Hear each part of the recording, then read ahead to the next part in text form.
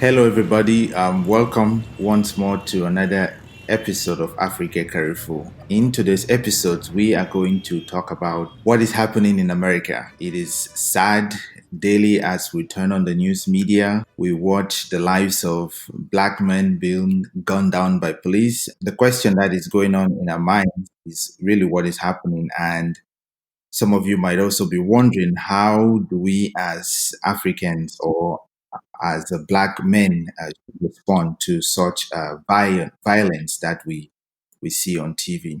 Before we begin today, I think I would just go ahead and share with you some thoughts. I am one who is personally restrained from sharing my views on a lot of these things online. But given that these things have just become second nature now and they've just become rampant, I think being silent about them is no longer an option. When I first came to America, what was it, 12 years ago? This is not the America I hoped that I would be able to live in. It's not one that I ever imagined would happen. I come from a country where if you had an issue, you would go to the police station and they would try to resolve that.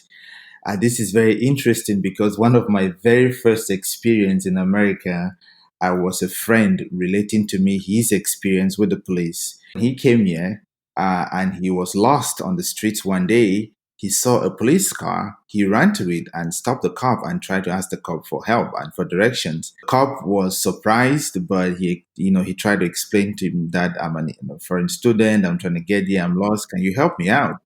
The cop really had never experienced that in himself. And so it was kind of weird, but he decided to help the guy. And you know how cop cars are built in America, there's really no room for a passenger in the front. So the cop had to give him a ride and so carried him in the back. People were shocked when they saw him in the back of a cop car being driven around. They thought he was arrested or something, but he wasn't. The cop was just giving him a ride, and a lot of people told him, "Well, that's not really how things work here in America. We just don't really go to the police like that for help." So that story, I really did not understand that back then when I came here because it was really fresh. That was a week into America. People were telling him, "Well, cops really don't do that kind of a thing." But now, as we fast forward into the future, I began to see why that story may have been strange, even for Americans to relate to, especially for someone who had come from out of the country. Personally, I am exhausted. I have, in the last few weeks, been questioning if really America is a place for me to stay in, if really America is a place where I should continue to call at least my home from now, or to start to look elsewhere.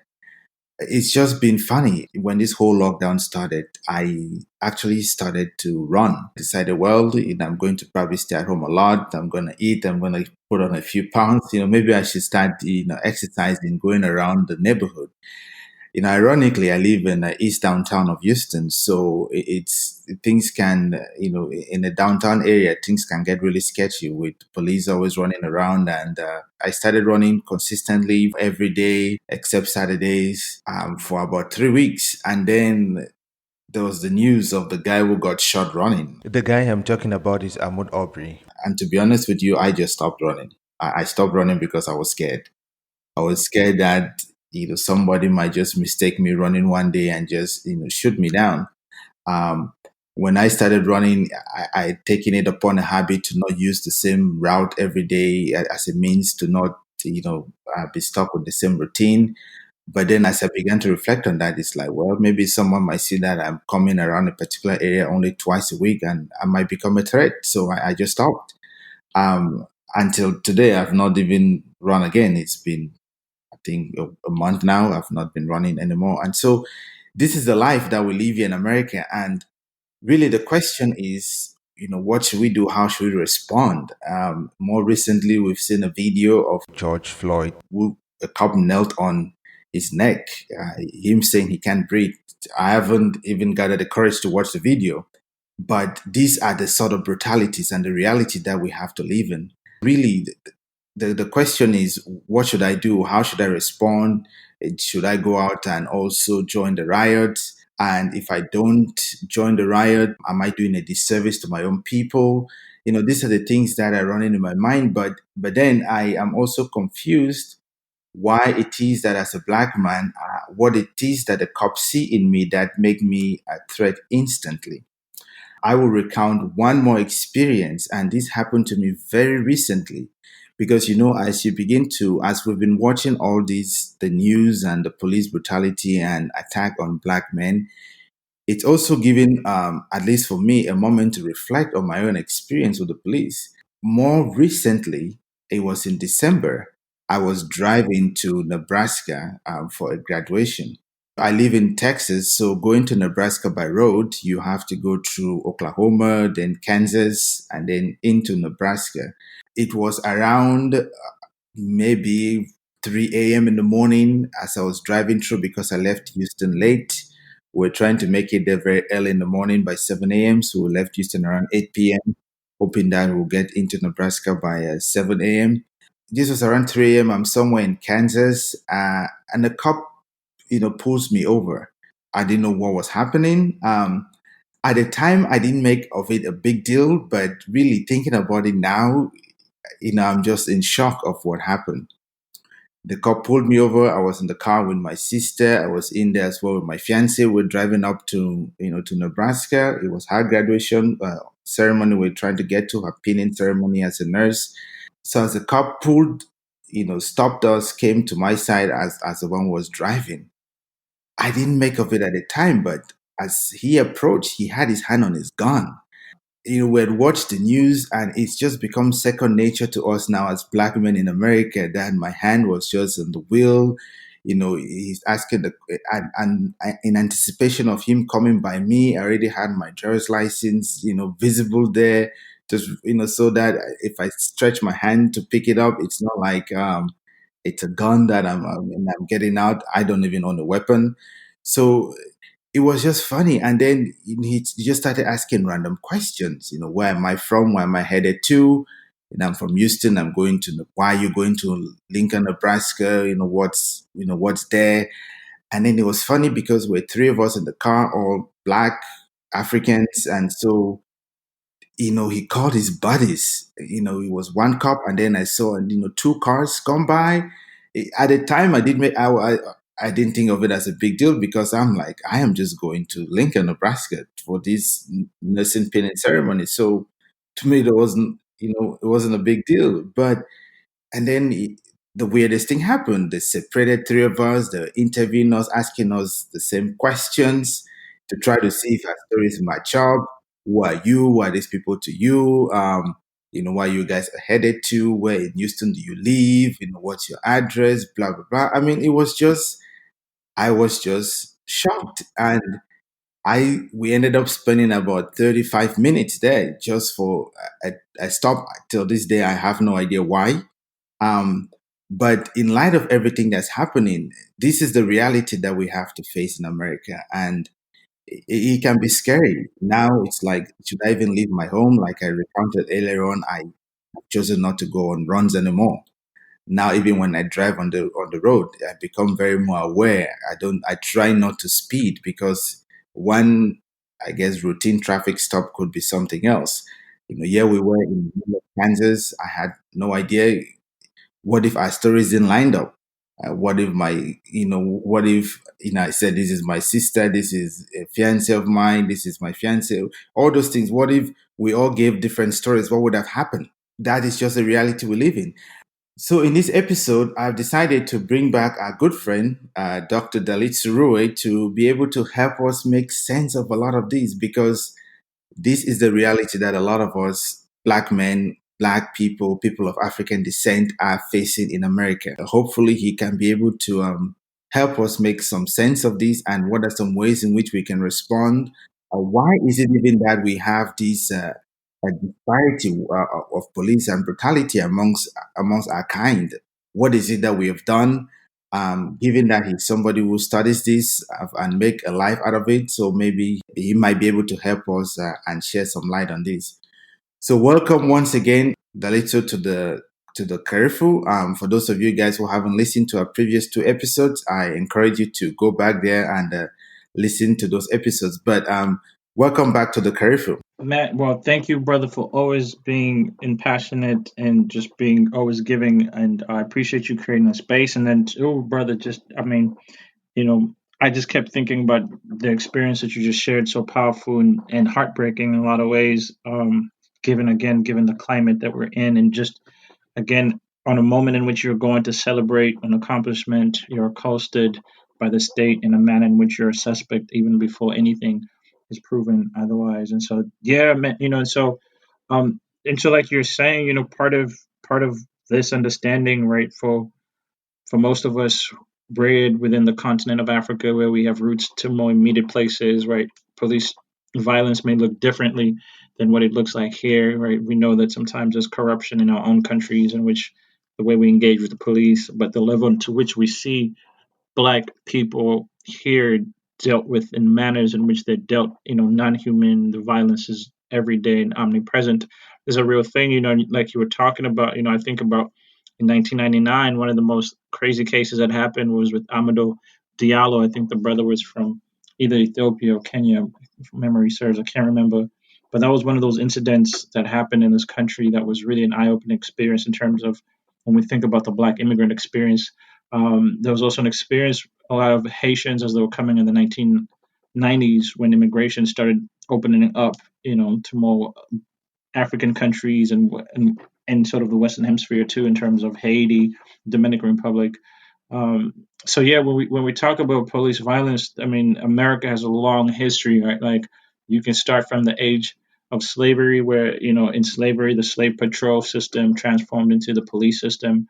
And if we're talking about black men, there's a particular argument that happens in the Reconstruction era post Civil War in which black men become the boogeyman in American psyche, right? So you get the rise of something like feminism, which happens because white women are starting to say that if these black men get more power over us, they're going to do things like rape us, they're going to take over the country. That causes the KKK to come up. The rise of the KKK is a response to this idea that they've lost their former slaves and black people are free to do as they please, particularly take their women. But more immediately, when we talk about what's going on today with police violence, I mean, this has roots in the 1960s. A lot of people, people like Derek Bell were trying to point this out, Malcolm X. Derek Bell was a famous Harvard professor. He taught at Harvard for a while. One of his famous students was Barack Obama. But one of the things that Derek Bell had made a case for was that the Brown versus Board case being passed here was done so America could change its image to the global world to be able to show that it can take in minorities, right? And that's important for a couple of reasons because what America was trying to signal to the world were things like violence does not happen here, right? So the image of America to the global world was to present itself as a place where immigrants can come, they can migrate, and they'll be treated okay. But one of the things that was happening internally was a fight here when Geneva Conventions were being passed. The American Bar Association really took those calls and was really concerned with lynchings as they were happening in this country, right? So part of their concern was what constitutes a lynching, what is a lynch mob, and what constitutes genocide, right? So we know that the South had a lot of lynchings as the civil rights movement in the 60s was coming up. You saw a lot of people arguing for a need to abate this violence. America had never passed a lynching law of stopping lynch laws, right? So not until I think last year was that the first time in this country where lynching was actually a federal crime. So from the 1800s to its 2019, there's never been a statute that disallows white people to gather around and do as they please to a black person to suspect for anything, right? And so part of that has consequences in which the way the legal system works in this country is that when you look at the very ways Reconstruction happens, there's never been a federal mandate against lynching, right? And then part of what happened in the 1960s is that you start to see that at the same time when quote unquote civil rights is being passed, there were actually commissions that were looking at police violence, right? This was an actual issue that was happening. So what people like Derek Bell and Malcolm X were trying to point out to is that this idea of making America seem as a place absorbed of violence actually belies the mechanisms in which we're actually still having to contend with violence. So nothing was done about the police violence that was happening in the 1960s.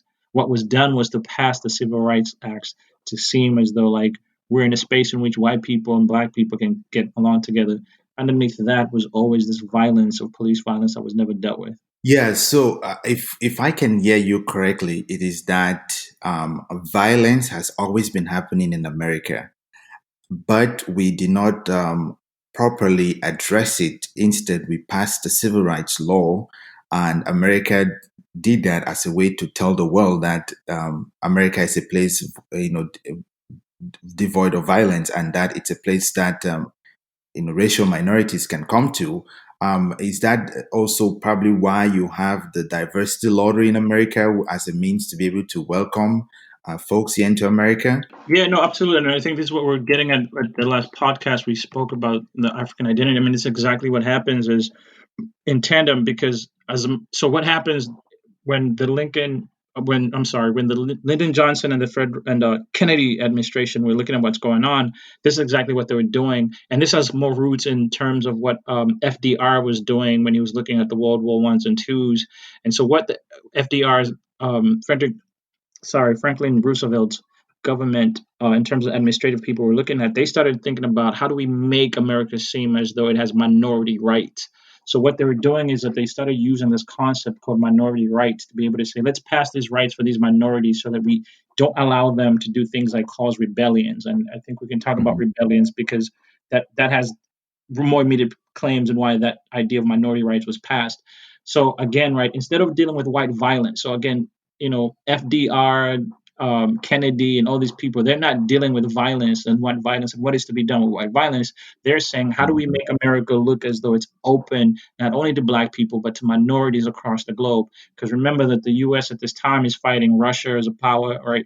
We see a lot of black people being Marxist or communist. So the idea here was also the fight of Africa, the fighting between Western powers about what should be done with Africa, right? So you start to see the ways in which Russia, for example, is opening up its place. It's saying, look, Africans are treated well here. We can give you guns. You can participate in these wars. So you start to see that part of this is this consequence in this geopolitical space in which the America is trying to be an empire, and one way to do that is to show the rest of the world, here's how you treat minorities, right? So do things like pass rights for them.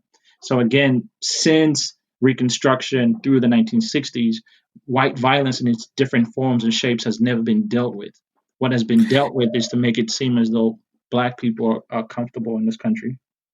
Yeah, because that leads me to my next question, which is that okay, we are trying to create this society, this community that makes it look like minorities are welcomed here, but we failed in that. I mean, it's like we're back in the '60s where we have, like you said, there hasn't been any federal mandate against lynching, Mm. if I'm correct, and so we failed pretty much because we see these police brutality today of black people. I mean, this is the new lynching in America, and it's like, why did we fail so? I mean, so miserably? Why this big failure? If there was all this plan, is it because that the as a society we were not ready to welcome this minority, or we're just doing some of these things as a means to get labor force into America so as to help build the republic that it is today? No, yeah, I mean that's a great point. I mean, that's a great point, and it has roots even back in the Constitution, right? I mean, part of what people like Jared Hone has made a case for is that when you look at slavery in America, the fight that happens between the British and the Americas is not for American independence, but it's for America to be the country that can actually own slaves, right? Like we tend to forget a lot of times, like there's just mythos in this country when people talk about Fourth of July as this great liberation from the British. That was actually a fight about preserving slavery in this country and America being the country that could actually be confined with 13 colonies that has slavery in here. So, in other words, the American legal system works around precedents, right? If there's a ruling that gets passed in the court, that becomes how a rule will be passed. So, in other words, the way black people were dealt with in the terms like these people are property and we use them for economic ploys and we'll pass laws and rights so long as we benefit from them, right? But never treat them as human beings has always been a precedent in this country.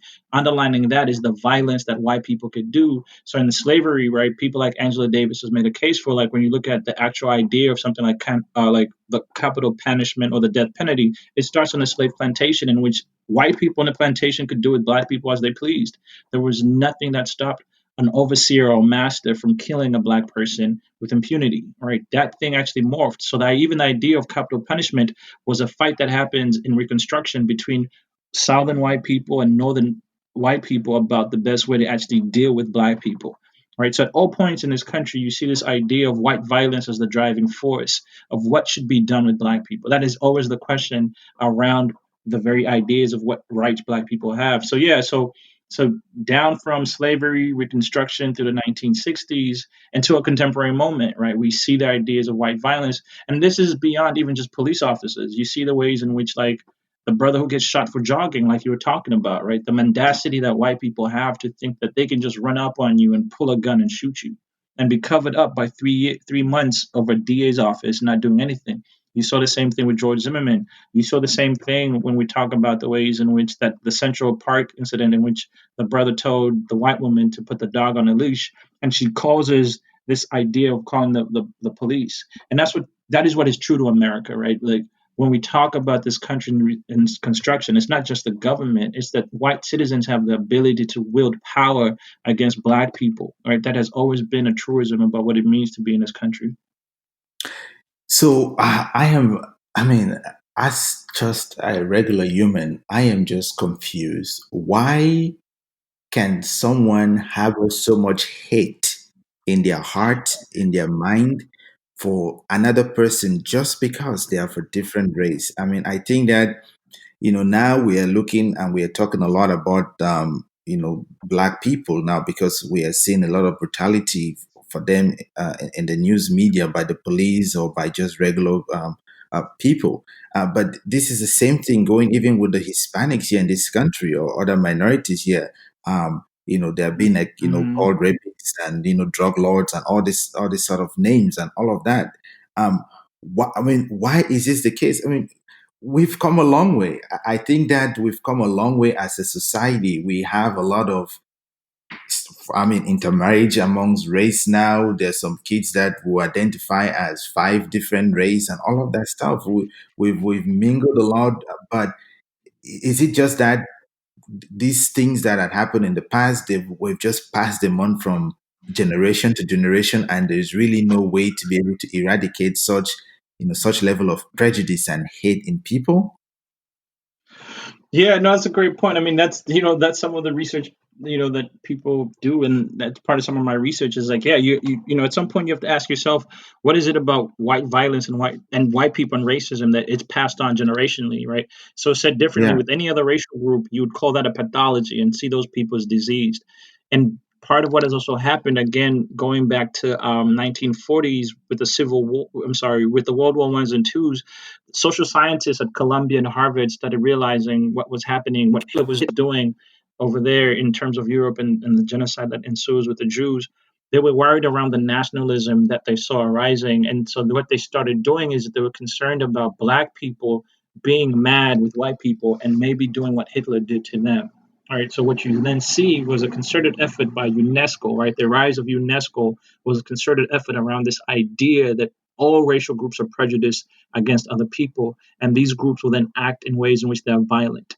So what happened in the 1940s is that we started to think of racism as prejudice, in which everybody has the propensity to be prejudicial and violent. So again, right, notice that the background of that within America is that instead of dealing with the KKK, because what has happened in the 1940s, you get the rise of the KKK, the FBI, right, Edgar Hoover and them are starting to do more things in black communities. Even the surveillance of black people in terms of the northern surveillance, in terms of government surveillance, starts in the 1940s, in which the FBI becomes really concerned about what is happening within urban America and the need to be able to understand, like, what causes black people to be able to do things like riots. So what has always been the missing point of a conversation is white violence, right? We have taken racism to be something in which you can educate white people out of, but we don't talk about white violence, right? So if there's any conversation about white violence, notice the level in which it talked about mental illness, right? Like and when you raise it to a level of mental illness, there's a cure for mental illness, right? We'll do things like what, quarantine you in a jail. I'm being nice about that, right? But so there are ways in which we still are okay with white violence. We just have to signal that person is just mentally ill. But the, you know, Wow. but the the thing still stands to be saying violence is still here. We're not dealing with white violence. You've just made a nomenclature. You've diverted the contention by just saying that person is mentally ill. That's the reason why they shot up 9 people in the church. Yeah, I mean, because this is interesting. It's the same thing that I've been thinking myself recently. It's like, yeah, you see a white dude walks into a church and killed people. I mean, into an elementary school and killed and gunned down kids. I mean, it's just Mhm. you can't even begin to think why someone would want to do that. But this leads to the next question, where it is that okay. What then can, I guess, non black people or non, what then can the white majority do? What can we do? How then can we educate them, or what is it that they can do to be able to help, um, in a situation like this? Because I think that that's the big question, right? A lot of us are, some people are scared that if I go out to protest, I might get shot by the police, or what have you. Like right now, we see even the president of the country saying that he's going to deploy the military to go out to the streets, patrol the streets, to get rid of the protesters and all of that, and take things back to normal. Um, and it's like the minority people are just complaining now and just creating this unnecessary chaos and riot. So really, what can the white majority do to be able to help in this situation? What sort of it seems like they have a lot of power and they'll have a lot of voice to be able to help solve the problem. So what is it that we can do to help them? But maybe more so, what is it that they can do to be able to help in this issue? Yeah, so that's a controversial question for me because some people. Let me say this: way, some people don't believe that white people should some people don't believe that white people have a place in sort of the social movements, and for reasons in which historically when white people have acted in the interest of, say, quote unquote, in the quote unquote interest, let me say that in that way, of black people, more violence comes on to black people. So even in the civil rights movement, for example, when white people would participate, the violence would come more harder onto black people. So even now you're starting to see this, right? Like the reason you can get the federal laws being passed the way they're being passed, or Trump saying that, is again a dire consequence in which it will be more black people who actually bear the brunt of this. And it's been a very divisive issue in terms of movements and organizations, in terms of like what is the responsibility of white people and white allies. And sometimes that belies the real issue in terms of what is the responsibility for us as black people to use traditions in which we've had to make movements on our own accord, right? So in this country, Hmm. again, even in slavery, it was black people doing revolts. The reason why you get the Second Amendment being passed is not because people are like, let's just arm ourselves. It's because black people were leaving plantations and were actually revolting against their slave masters. In which, before there was an actual federal government, right, white people had to come together and say, look, we need people to be able to protect our property and interest, right? So at all Yeah. points, said differently, when black people have done things on their own, right, there's always this contention for white people to say, what is our responsibility? And when you look at what black people have always been saying, is that we got this, right? I mean, and I think what's happened more contemporaneously, and this is the challenge, we have stopped to think of ourselves in very geopolitical terms, right? Like, what is the leveraging power across the globe that black people can have against Europe and the US? Right? Like the questions we need to be asking is, what are we owed from colonialism and slavery as a people? Right? Like, what do white nations owe us? Because when we live at the level of the individual whites and white communities, we lose the fact that we're talking about geographical ways in which black people are always met with violence. So even in the context of Africa, violence may not be police violence, it's economical violence, right? It's Yeah. medicinal violence, it's technological violence that we face. And so for us, I think there's a real question, because in any tradition, right? Like, I mean, you saw the African freedom fighters were always tied to Africa. It was never just like Mandela and them, or the freedom fighters even in Ethiopia and even West Africa. It was always a continental fight about Africans, and Africans across the globe have to be able to preserve a very elongated struggle in terms of what we do. So I think for me that question has to shift from white communities, but what is owed to Africans by European nations in the US, right? Like those are the real questions we need to be asking now. Because, for example, it's clear the UN is not going to do anything. Black people have been asking the UN since its inception to step in around human rights violations. How is it that Africa gets slammed as the most, human rights violating continent? And like we're talking about, lynchings in this country were never actually approached by the UN, and there are reasons why that's the case, right? So that these real strong ways in which I think for us as a people moving forward, we have to really think in terms of geographical questions, right? Like what is owed to African people across this globe? Yeah, because I mean, I know that it's unfair, right? Because when you did mention about white violence, you talked about the fact that they get labeled as mental illness, and the fact that we can educate them, we can isolate them, and then give them all this treatment, and maybe someday we can hopefully rehabilitate them and put them back into society to be productive citizens. Right, right. So when it comes to this now, it's like there's nothing we can do. It's like it is incumbent upon those that are being oppressed to be able to find a solution to the problem. To me, it just bogs my mind. Why would, I mean, hypothetically, would maybe all the black folks in America live in America solve the problem? Yeah, no, and that I mean, and that has been the question, and that has been this long question. This is why we're talking about the geographical ways in which we have to be able to think about this, because and this is again going back to the early conversations we were having about Pan Africanism and even that fight, and even the ideas of fugitive slaves, right? Like Africans here moved across Canada, right? Because there were times in which they were like, you can't change America, right? Like somebody like Du Bois gives up on the American Okay, so project because of this very yeah, reason. let's be a little bit here. This is interesting. You just brought up Canada. Just across the border in Canada, we don't see something like this. Why is it the case? I mean, is it that the Canadians are of a different breed? Why? Yeah, no, and I mean, there's something about America starts off with this idea of manifest destiny, right? Like when Christopher Columbus is dumbass, he lands here and thinks he's so there are ways in which America was conceived as this paradise, and the ways in which white people were trying to redeem themselves, and through these ideas of things like manifest destiny. So even when they brought Christianity here, in one hand they brought the swords with them, right? You either conform to what we're doing or we'll slaughter you. So when you think about the very conception of America itself, you cannot remove violence from the very inception of what this country is, right? And so there are ways in which, again, like we're talking about, like when you talk about what is the social contract.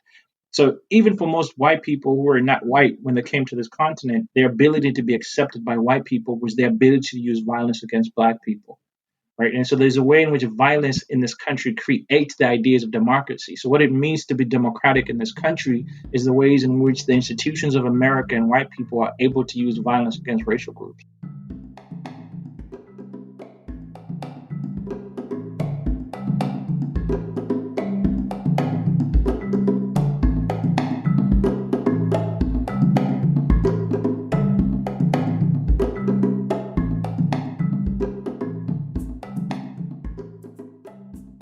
So let us maybe come a little bit to the modern, and let's look at the election of Barack Obama, the first black president in Right. America. As somebody who is black, I one of the big things that the big I guess my big criticism of Obama is that Obama failed to address issues um, of black violence or brutality and injustice to Mhm. black people front and center of his presidency, because um, I thought that what if that was the only shot that we got, right? What if that's the only Right. shot and the only opportunity that we would ever have gotten?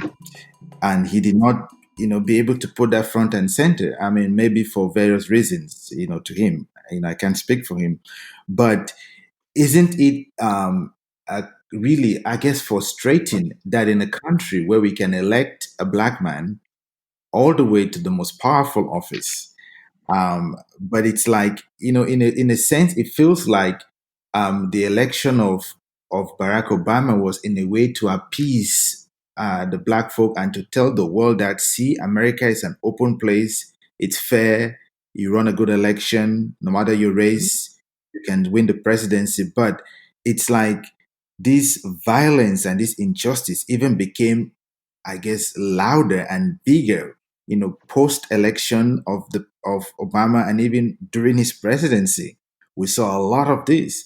And Yeah. so, is America ever going to heal? Is America ever going to, in a way, address this issue, and put it once and for all? Because a lot of this is just confusing, right? On one end, it seems like we can hail a black man as president. but the next minute it's like we go down and we're gunning all the black males we can find. Yeah. No, no, absolutely. And so the one of the interesting things about Obama's presidency, right? Like we have to recall that he gets elected under the auspices of what happens with 9/11, what America's starting to look like, right? Post Yeah, 9/11, you start to see the anti Islamic rhetoric that comes in, right? The xenophobia against people from the Middle East. And also, what happens with Katrina, right? Katrina becomes a moment in which we see black people get gunned down, the federal government not being responsive to that. You see the rise of actually, one of the, I think at that time, the NRA president, or actually, he made a case that Katrina should remind white people how the federal government didn't protect their property. And so he was arguing for white people to be armed. And you start to see the first time where black people are getting gunned down in the modern era by white people, right? I think it was not until recently, maybe 2014 or 16, where the FBI actually persecuted a couple of those people who were shooting down black people. So remember that Obama is part of that Katrina moment, right? Because he's still a Democratic senator, and he's going down there. And so Obama is coming up under these auspices of two moments of really America's hit. One from the outside by what's happening with Bin Laden and Al Qaeda, but also internally with what happens with Katrina and that response. So even when Obama is starting to run, his rhetoric covers up that violence, right? And you see this because he had, I think, about 9 incidents where nooses were hung between his incumbency and presidency, right? And at no yeah, point does he address that. Like, I mean, so what you start to see is when Obama is out here trying to make this rhetoric about a perfect union, mind you, he's using language of Lincoln, who was the same person who was like, I'll do everything to preserve the union if it means, sending these slaves back to Canada or to Cuba, or I let them kill each other, right? Like, so when Obama wow, taps into that rhetoric, you have people who remember that Lincoln was out here trying to say things about black people, and so one of the reasons to get shot is like, what were you doing taking our slaves? So when you get then a black man who does not address white violence and its roots, right, you start to see the way in which if you can't get to Obama, you start to take that violence out into black communities. So you see the yeah, Tea Party, you see the shootings, right? You can trace this logic into this very ways in which, again, 9/11 and Katrina precipitates white violence. What is the response to white people? Oh, they feel they're being attacked by everybody from the Middle East or foreigners, immigrants. And more specifically, you double down on black people, right? So black people then become the scapegoat for America's problems. You saw this with COVID-19 when you get that black guy who gets up there and say black people need to stop eating so much, right? Like, wait, what? It's like black people have always been the scapegoat for America's issues, which then allows white people to say we can do with these people as we choose. if I'm getting you correctly, it looks like we are never going to heal from something like this as long as we have black people roaming the streets of America. No, I'm a firm believer. I'm a critical race theorist. As a student of Derek Bell, a student of the early 19th century Black thinkers. You know, so I mean, the one thing Black people argued for really in this country was the ending of slavery, right? Like it was Black people actually, from runaway slaves to slaves who participated in a civil war, right? Like slavery doesn't end here because of Lincoln or white people in the North and the South. It's really that Black people fought to abolish that system of slavery, right? And so Yeah. even in Africa, like we talk about colonialism, it was Africans fighting, these modern European powers to actually bring them down, right? So there are ways in which, for us, again, we have to be able to think seriously about what is this idea of peacefulness when there's never been a peaceful moment in this modern era in which there's a transition to power in any sense of the word, right? Like no nation is formed under the guise in which it's protecting its borders or it's going to use a type of way to rejuvenate itself through means that may not be always protesting or nonviolence. So I think when we talk about the predicament of black people in this country, this has been the historical issue since the time of slavery, right?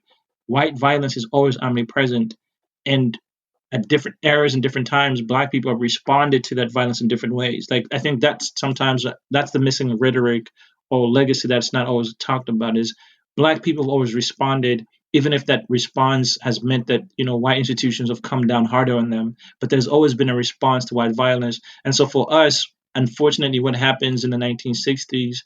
is we start to use more moral appeals in discourse, right? Like so, like Obama. So like think about what happens with like Louis Gates when he's entering his home and the police come up and tell him, "What are you doing?" They think he's a burglar, right? A Harvard professor, and he's Yeah. stopped by the police. And what does Obama do? He sits down and has a beer summit. Like I mean, in any other like it's like, wait, what are we talking about?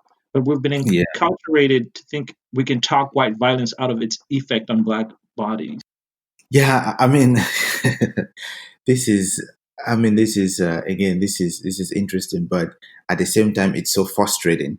It is frustrating because yes, I understand that it is we. Yes, it is the black people. Even when we go back to colonial days, they had to fight for their independence. We see the same thing here with slavery, but it just feels like something is missing. Something had to happen. So I mean, if we contrast this experience with that of, say, South Africa during the apartheid and in maybe even Rwanda during its genocide, we can see that after Mandela left prison, they had the Truth and Reconciliation stuff again for all the faults that had. Some people said that was a sham. Nothing really worked out well. Um, we can now maybe we can contrast that maybe with Rwanda, right? Rwanda had the same thing, and they had these public courts where they had to shame people that perpetrated some of this violence. They had these they had to do a lot of these things, and Rwanda had to go through this acceptance that this was something that happened. This was something bad that happened to us, and we have to be able to reconcile that. Is that maybe something that is missing here in America? Because even when we look at, say, civil rights and we look at the end of slavery and all of that stuff, America really hasn't gone through this reconciliation process. Maybe it is why Barack Obama will hold his press conference and and all of that, and maybe we're expecting more, but they just have these random press conferences and thoughts and prayers being offered left and right when we want action. So would something like that really help maybe push the needle in here in America, where we accept the things that have happened in the past and say these things have happened? We need to reconcile. We need to heal as a nation for us to be able to move on and really maybe even publicly shame people. And I don't know. I don't know if it's prison sentences or however we want to mandate what a solution for or the crimes that some people had committed would be. But would that help in America, or is that something that is not even possible? That's something we should just forget about because the country is not really at the state where it is ready to accept any of this. Yeah, no, that's a great question, man. That's a great question, man. I mean, you know, I mean, Americans are flippant, right? Like, there's no way white people are going to apologize to black people for what they've done and has happened to them. You saw that with the federal. We saw that with the Federal Bureau and the ending of Reconstruction. What happened was the KKK were like, "You freed our slaves. We want our niggas back," right? Like, um, I mean, even if so, one of the things I did over the course of my time in grad school and even this semester was I've been collecting like these manifestos by these white shooters, and I use them as teaching moments for students because they can deal with here's a real time moment in which we're dealing with white violence. So you don't think I'm just talking Mm. historically. So one of the things that I've looked at a lot is when I've looked at Darren Roof, the young white boy in South Carolina who shot 9 black people in a church. In that manifesto, he actually goes in about this idea of white privilege and white people having to atone for things like slavery and racism. Right? He says, no, without those things, this country wouldn't be what it is. Right. So said Mhm. differently, even white people understand that the country would not be where it is if they did not own slaves or they didn't have segregation or they didn't have the KKK to be able to enforce these notions of white superiority. So even that's why when we talk about these notions about white privilege, the question is what are white people willing to give up about this country, right? It's not about their ontological existence or the little change they may have in their pockets, but it's really about this country. How do white people conceive of their liberty in this country in such ways in which you can create institutions like slavery, Jim Crow, Reconstruction, genocide, right? Like internment camps, right? Like for indigenous people and even Asians, right? Like to fight with Mexico to take that land. So that's Yeah. where a lot of this comes in is that like white people see themselves like this is NATO to them. This land is NATO. And you saw that with apartheid, right? Like this was that fight about what was going on in that apartheid in which there were the segregationist laws, but even the Boers and everybody went in to make a case for like this is our land. How is this your Yeah. land? Right? Like so those are some of the tough conversations about what is being given up, right? Like it's not just appeals to morality and saying we're sorry for enslaving you for 400 plus years. It's like, wait, what? Yeah, well, I agree with you that maybe, I mean, as you explained this now, it's, yeah, what are you willing to give up? And and maybe that is what is missing then. I think that is what, maybe that's what people need to start to, think about. Maybe it is that by us having this conversation, it is going to maybe give up, I don't know, decades of economic growth. It is Right. maybe we're giving up that economy. We're not going to advance as much. Or maybe that is the fear that we're not willing to give that up yet. And so we're going to endure all of these, and we're going to have these, again, press conferences. We're going to put out statements of thoughts and prayers. We're going to put about statements condemning injustice and all the violence. But when it comes to the real action that we have to do, we're not willing to push the needle that far.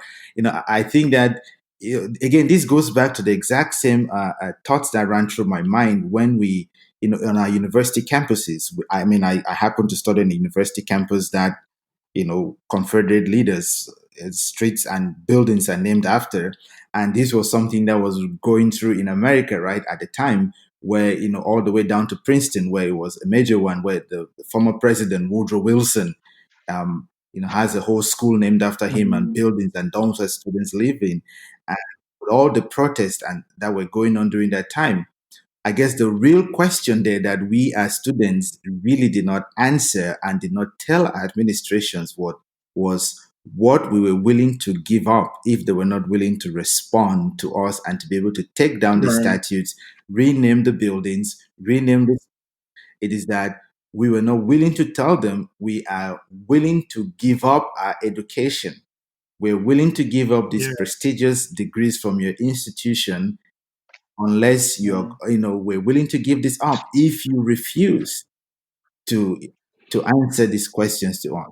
I mean, would that even help? Yes, on one sense it makes sense that people, what is it we're willing to give up on? But even if we do give this up, will this solve the problem? I think that's the other question in my mind. Like, even if we do give it up, because what is going through people's mind, right? I was having a conversation with a friend. It's like, what would me giving up my one, maybe my one salary, or giving up my life, what would that do? I mean, as a Christian, that's a different question. I mean, we can answer that a little bit differently, right? Christ Right. giving up his life was able to save mankind. But, in such a situation, is one person giving up their, I guess maybe their presidency, their education, their degree, is that really going to change things? Yeah. No, I mean that's a great question, man. Yeah, and like you're saying, I mean, part of this is the collective response to what are we giving up. And and the other part of this is like we're talking about human problems, right? Like any human problem does not have some type of sort of like here's the ultimate solution to this thing, right? Like so said differently, the Yeah. idea of American democracy is that it's a trial and error, right? Like there isn't a one thing that's been the perfect thing. It's like that's why you have 4 years of elections, right? Like there's this. So part of this is this understanding, even with racism, unless we try, right? Like there are ways in which we have to be able to say how are we trying to ensure this thing is eradicated, right? Like, and what are we Yeah. willing to give up? So said differently, for enslaved people, they're like, I'm willing to give up being a slave if that means me dying, if it means me crossing the continent in terms of going to Cuba or these other places like England to run away from the persecution or move away from the persecution, or even if it means giving up my freedom because my family was not free, some enslaved people would go back to be with their families because they didn't want to give that up. It's the same thing in colonialism. What are we willing to give up? This notion that we're inferior, right? Like this notion that white people are the best people to govern us. So there's always a Yeah. question. So for us, in our modern age, it's the same thing. What are we willing to give up? The comforts of you know, uh, being surveilled by Facebook and Instagram, right? Like if that means for us to live in a better world, if it means like places that come into our communities and instead of invest, they shouldn't even be there in the first place because this notion of like companies investing is really corporations taking over your land, right? Like so, there are things that we have to ask, like what are we all willing to give up for a just world? Because when we even use these appeals to say like, said differently, Mandela gave up 28 years of his life. True. All Yeah. right, like I mean, like Lumumba gave up his life, right? So like when we talk about what did we, like that's the missing part about these quote unquote evocations of these movements and people led movements is that they gave up something, and for most people, is the ultimate price, their lives, right? Like these people are not here with us today, and even in that time, it was trial and error. None of them had the perfect solution, but they gave up something to try for what they believed was a solution to that problem. So for us, when we think about these issues, I mean, it's a scary thing, it's frightful, but we also know nothing changes unless people actively engage and try. Yeah. So, I mean, if I hear you correctly, we need the spirit of our liberators. We need the spirit of Mandela. We need the spirit of Mugabe and Lumumba and Thomas Sankara and all the others that had come before us. So we need those sort of spirit, and we have to be willing to do that because I think that this is what is central, right? Am I willing to give up my, I guess, first world life here in America to be able to Right. fight for this cause? I mean, because I mean, it's tiring. It is tiring day after day. We move from one kid running down the street to this guy, police on, and I mean, since then there are just so many that we can't even remember. I mean, it's like Yeah. this 2020 in particular has just been. It's like every day comes with its own news, and Yeah. it's like nothing is happening. Kids get killed, innocent civilians die, and all of that stuff. And we have these sessions, and I guess nice speeches and prayers being offered, but it's like nothing moves beyond that. Yeah, no, absolutely. No, absolutely. And again, right, like, and for material things to change, I mean, I think any type of, I mean, and if evoking freedom fighters may be something that's too abstract for us, like just think about it in your personal life. You understand that, like, if you're gonna progress and be better at something, you're gonna have to give up something. Like if I want to be a better athlete, I'm gonna have to give up like binge watching movies or eating Yeah. junk food, right? Like so we Mhm. understand that just in our most micro spaces that if we want to progress just as a person, certain things I need to give up. I mean, that's what we're dealing with when we're talking about social issues. What are we all willing to give up if we're trying to create a just world? Because again, it's human beings, right? Like it's people correlation together about what is a thing that you put permanently here. That something like an institution in which violence is okay. You have to be able to Yeah. say, what is it going to cost those people to give that up? I mean, that's what politics is, right? Like, this is what we mean when we're talking about politics and rationality. And so you start to understand for white people, for example, they're invested in not giving up things like white violence, right? Like, that's something they're holding on to. For black people, we have to be able to say, what are we willing to give up to ensure white violence is not the normal thing that actually shapes how we think about being human in this world, right? Like, so these are the contentions that always are happening when we're talking about movements, but even for us, I mean, again, like, I think this generation has been asking itself different ways this question, Black Lives Matter. I mean, that's a serious concern. And what are we willing to give up to ensure that Black Lives Matter be beyond us, right? Like the frustration of death is real. And how do we project into the future? Because the legacy of any Black social movement has always been about the future of the race. That's, I mean, so many people laid their lives for us, people that they don't know. They don't know you and I, like, but they gave up the ultimate life to be able to say someday, when King gets up to give that speech, he doesn't know the people are going to come up to him, and even when he gets shot, so I think for us, I mean, the honoring of legacy is not just to symbolize people and put quotes up, right? But it's a real concern. How do you progress that legacy so that 20 years and 30 years from now, when Black people are saying, oh, COVID-19 was happening, police violence was happening, and here's how Black people responded to ensure that we have a little bit of space to be able to live life as human beings. I get what you're saying, and yes, it makes sense. We really have to decide and talk about what is it we're willing to give up. But if we go on the other side of this argument and ask the question, why do we have to give up anything? I mean, are we Right. asking for too much, right? It's not like we're asking for that, I don't know, give us the keys to the republic or something like that. It's just, Right. I just want to live my life. I just want to go down the street and run. I just want to, I said, if I were a parent, I just want my kid to go to school and come back home. Right. So, I mean, like, is that too much to ask for? Do I have to give up something for that when I'm just asking for the basic things of life? Yeah, no, I mean that's a great point, man, and that's a great point, and unfortunately, the way we have constructed this reality in this world, right? Like, when you start off with people who used, and this is not a knock against religion, but when people believed that the Bible was the source in which guided people to enslave people, even for economic reasons, and even that you are a master of another human being, and then that moved into rational thought in terms of enlightenment and passing laws and how society was organized. We've created a world implicitly in which we assume that some people are actually subordinate to other people, and that thing functions in different ways. It's not just even in terms of racism. Think about class mobility, right? Like, people think you're a better person because you got a PhD, right? Like, there's something about this idea that you are so, you're superior intellectually because you have three letters behind your name, PhD, right? Like, and Yeah. so we see the ways in which we subordinate people based on different things, what they don't have or may have. So what we're under is in a world in which we live through these categories, and how we think about the world, our experiences, other people, and our own lives, the things we strive for, right? You want to be so distinct from another person because you think hard work creates a particular identity of who you are.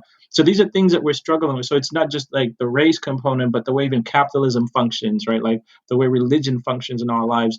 We're always constantly trying. I mean, again, not to knock religion, but just think about the distinction between a sinner and a non-sinner, right? Like, there are ways we're constantly living in a world in which we're affirming how superior I am in comparable to another person's subordination, right? Like, and that's why thinking. I mean, this requires a lot of thinking and hard work in which you're constantly having to negotiate in your own head, your own life, the values that you think are important to live in this world.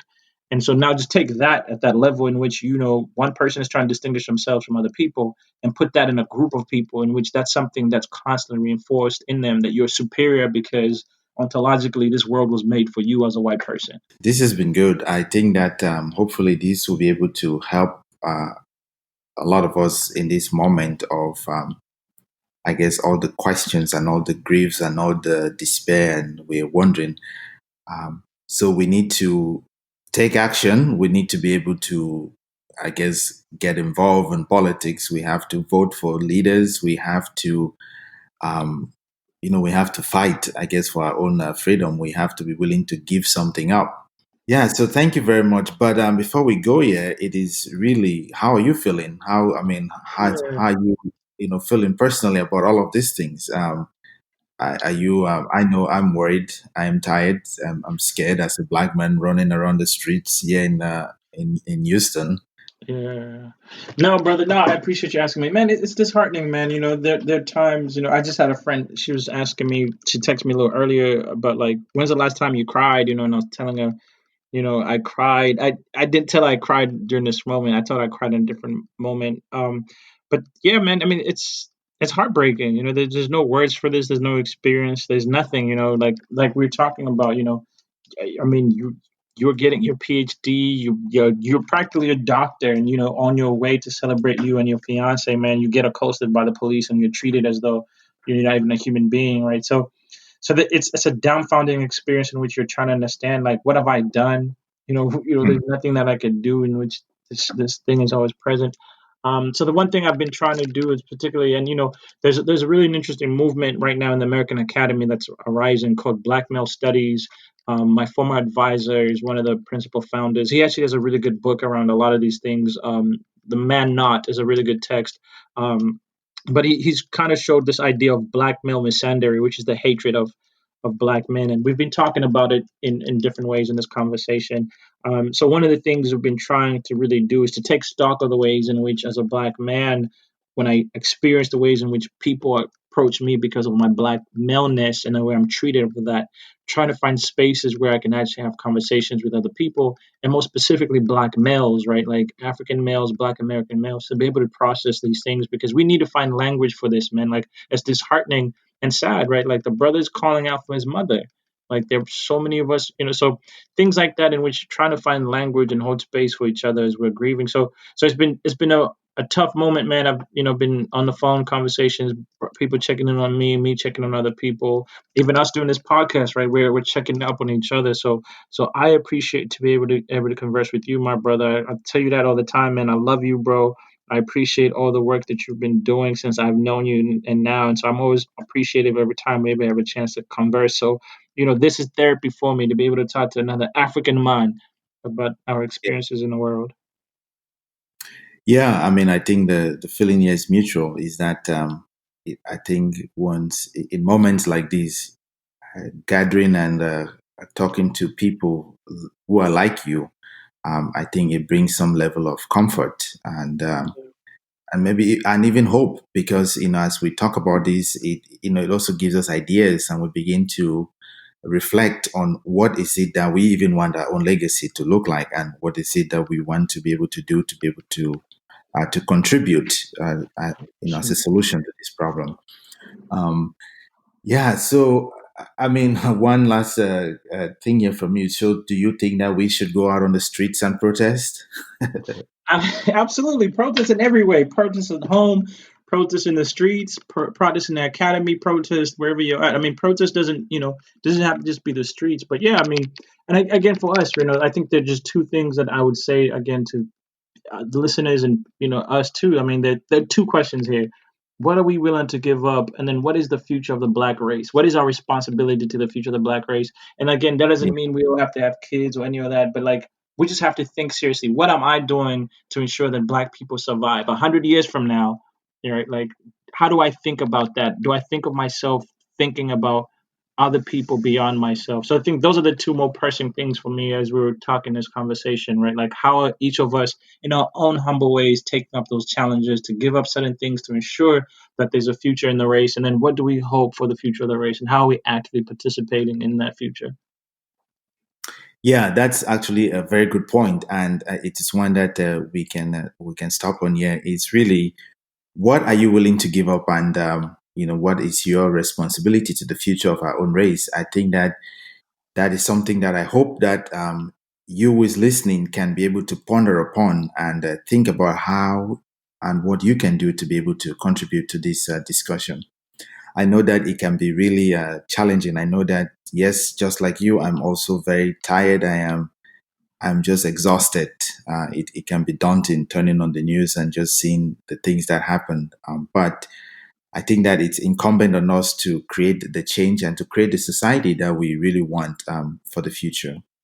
So I hope that you're all safe out there, checking on each other because it is a scary world that we live in right now. And until we meet again, thank you guys for tuning in and joining us here at the Carifo.